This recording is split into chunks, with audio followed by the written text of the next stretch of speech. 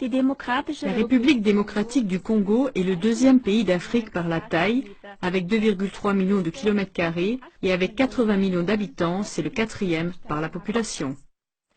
En ce qui concerne ses immenses ressources minérales, estimées à environ 24 billions de dollars américains, le Congo est considéré comme l'un des pays les plus riches, sinon le plus riche du monde.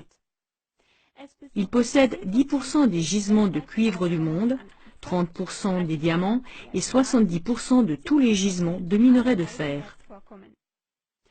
Mais surtout, on en extrait plus de 50% du cobalt requis dans le monde entier, le cobalt étant un minerai sans lequel, par exemple, serait inconcevable l'industrie électronique et toute l'industrie de l'armement d'aujourd'hui qui dépendent de cette dernière.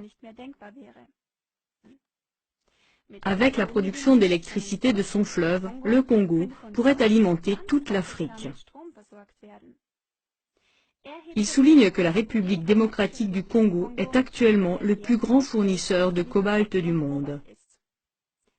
Presque toutes les voitures, ordinateurs, téléphones portables ou autres appareils électroniques contiennent du cobalt du Congo. Mais malheureusement aussi tous les chars, avions, hélicoptères, fusées, navires de guerre, sous-marins, etc. Un document stratégique de l'administration américaine indiquait même très clairement qu'il serait impossible de faire la guerre sans le cobalt du Congo. Mais c'est précisément ce qui, au milieu du siècle dernier, a placé le Congo dans la ligne de mire des intérêts de l'Empire américain, ce qui recouvre non seulement le gouvernement américain et son appareil militaire, mais surtout les grandes entreprises américaines, y compris la haute finance.